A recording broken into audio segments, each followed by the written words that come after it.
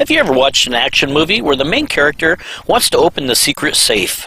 But before opening the safe, he goes over to his alarm panel, he puts in a whole bunch of secret numbers. And then he walks over and dials a combination and the safe is open. Essentially, this video is going to show you how to set that up.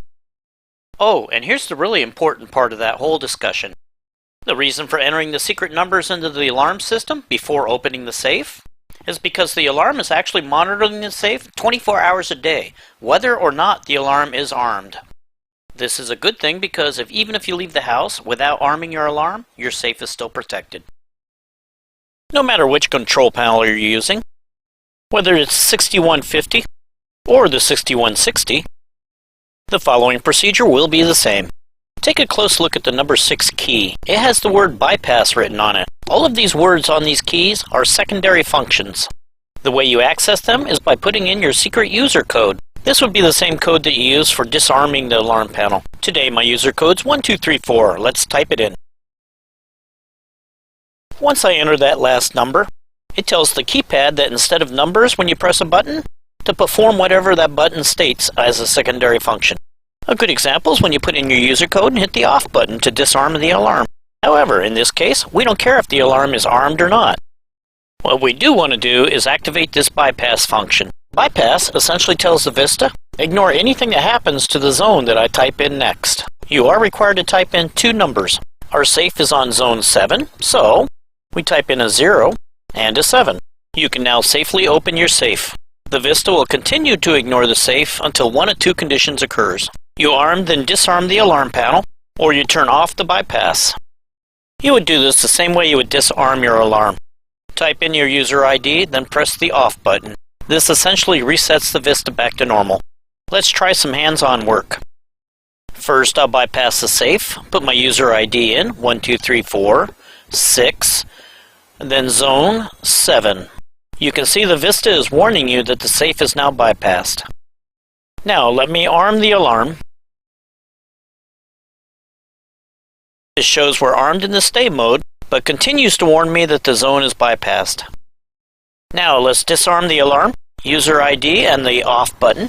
The safe is now being monitored again. To test this, let's open the safe. Silence the alarm by putting your user code in, then off. Then clear the fault with user code, then off again. Since I think more people are interested in the Vista programming than they are in the wiring, I'll show you the programming first and then the wiring. Let's take a look at how to program the Vista panel for 24-hour monitoring of our safe. First, we need to enter programming mode. To do this, type 4112800. When you see installer code 20, you know you're in programming mode. The programming menu we're going to be using today is *56.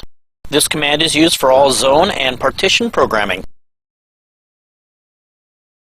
These step-by-step instructions I'm showing you came out of the installation and setup guide. So let's press *56. This first screen is asking you, is this an RF zone? Well, today the answer is no. And you can see by the 0 in the right-hand corner, no is the default selection. So just press * to accept the default selection. Now the panel is telling us to enter the zone number we wish to program. The 01 in the lower right corner means it's currently trying to program zone 1. Since our safe is on zone 7, we need to change that. So press the 0 and the 7 key, then the * to accept. This screen is the summary screen. This will tell you how the zone is currently programmed, whether it be default values or previous programming. Let's learn to read this alphabet soup. On the far left, you see ZN. This represents the current zone you're looking at. Then there's ZT. This means zone type. Currently, zone 6 is a perimeter zone. The P is what partition this zone is in. Then we have RC, report codes. We'll be clearing all those out. HWRT means you're hardwired. EL means you're programmed as an end-of-line resistor. And the 1 means loop 1. Loops are normally associated with RF modules, so I can only assume that everything that's hardwired is considered to be loop 1. This summary screen is for information only, so just hit * to accept it. Okay, now we're getting somewhere. This is the zone type screen. The top left corner shows 07, meaning you're programming Zone 7 right now. The bottom right corner shows 03.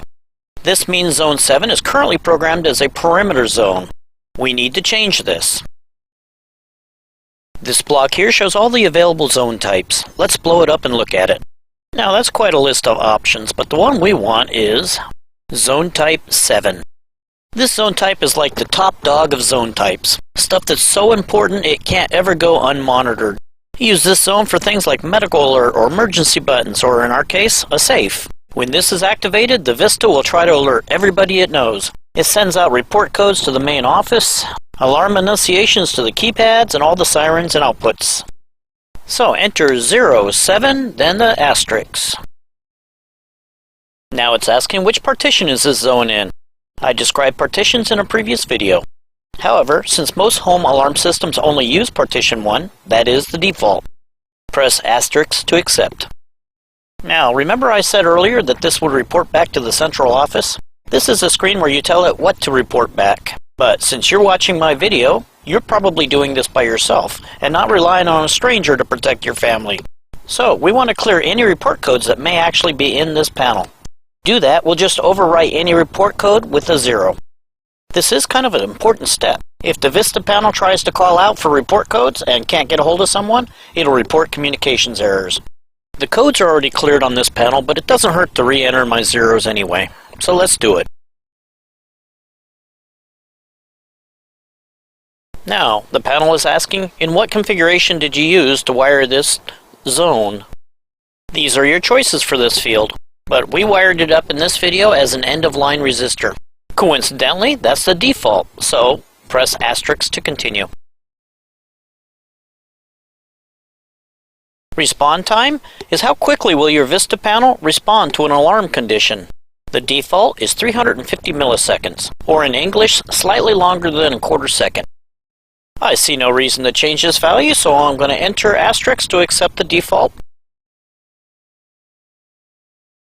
The Vista now has all the information it needs, and it gives you another summary screen.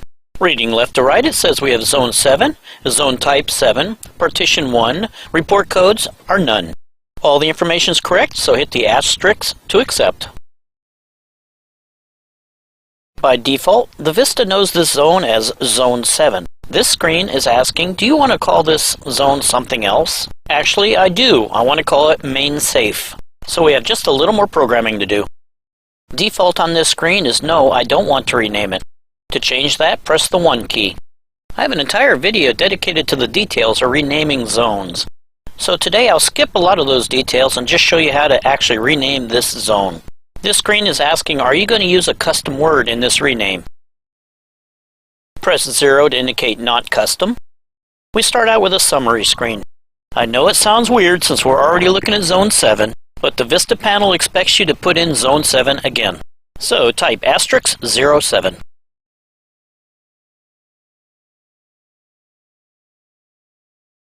Here we can see the cursor's moved into a blank field in the middle of the screen. It's waiting for you to enter the first word that you'd like to call this zone. At this point, we have to go to the installation manual and do a little homework. You'll find this impressive looking chart full of random words. In reality, this is actually all the words the Vista panel already knows, and each word is assigned a 3-digit number. So if we look up the word main, it's number 122.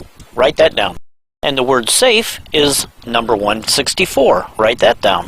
And some other numbers we have to know about are the numbers 6 and 8. After entering our first word, we'll press the 6 key to move on to the second word. And after we're done entering all of our words, we'll press the 8 key to indicate we're done with our entry. Oh, and before I forget, the pound key is an absolute must in this process.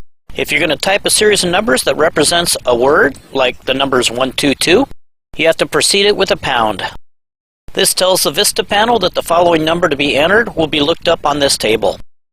Let's give it a try. Pound 122 gives you the word main. The number 6 moves on to the next word. Pound 164 gives you the word safe. And finally, the 8 key to say you're done entering words.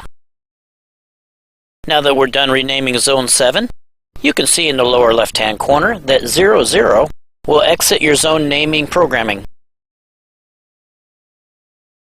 The keypad's now asking what further programming would you like to do? Well, we're actually done programming, so enter *99 to exit programming mode.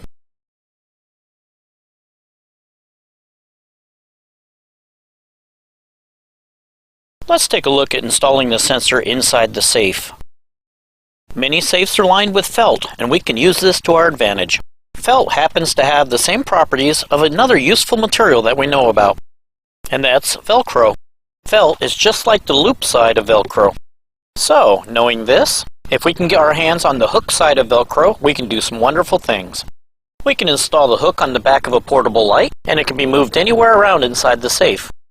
Or, for the purposes of this video, it can be used to easily mount our reed switches for our alarm. I cut a block of wood, then installed Velcro hook on the side that's going to be touching the safe wall. Where the sensor is going to go, I mounted Velcro loop. Now it will stick right to the wall. Now we want to take the side of our reed switch that has electrical contacts on it and install some wires. A twisted pair works well for this.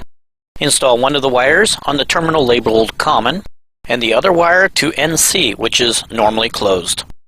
Electrically speaking, they can be hooked up in any order, but electrical convention dictates black goes to common and red goes to NC. Now install some hook Velcro on the bottom of your sensor. The sensor can now be mounted directly onto that block of wood. After you know where the electrical portion of your sensor is going to be mounted, use hook Velcro on your magnet and mount it on the door directly across from your electrical contact. Now, the first time I tried doing this kind of installation, it didn't work. Here's why. I had assumed the safe door being closed would be flush with the safe wall. Well, it wasn't. As a matter of fact, after using my camera to figure out what's going on, it turns out the door of the safe sticks about 3 inches into the safe. So my reed switches didn't line up properly. The fix turned out to be pretty easy since we're using Velcro. Just move the sensor back. Now it works perfectly. Here's how the sensor works. When the safe door is open, the output of the sensor is also open. When the door is closed, the output of the sensor is shorted. When we feed this signal back to the Vista, the shorted signal changing to an open is going to tell the Vista the safe is now open. Now that you've installed your sensor, you may be wondering, how do I get the wiring out of the safe? Depending on which safe you own, there's several different options. Many safes have pre-drilled holes. This is so you can use long lag bolts to attach the safe to the floor or the wall. Find an unused hole and use it. If you don't have any extra holes, you can drill your own hole. On residential safes, the actual steel really isn't that thick, normally. The bulk of the safe's weight is oftentimes fireproofing materials. Speaking of fireproofing, keep the hole as small as possible because every extra hole in that safe reduces its fireproofness. I think that's a word. And some safes actually come with holes that are designed for wiring. This is so you can put lights and dehumidifiers and such in them. As an absolute last alternative, you can route the wire underneath the door to the safe. I'll admit it caught me by surprise when I found out I could do this on this safe. How is it fireproof with a gap that big in the door? Anyway, for many reasons this is a bad idea, but if it's the only way you can do it, you gotta do it.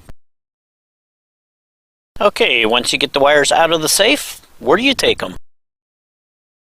Back to the Vista panel, pins 18 and 19 for zone 7. So one of your wires is a straight shot from pin 18 out to your reed sensor in the safe. The second wire is going to leave the sensor and go back to the Vista panel but make a detour. It's going to first hook up to your end-of-line resistor, then the output on the other side of that resistor is going to go back to pin 19.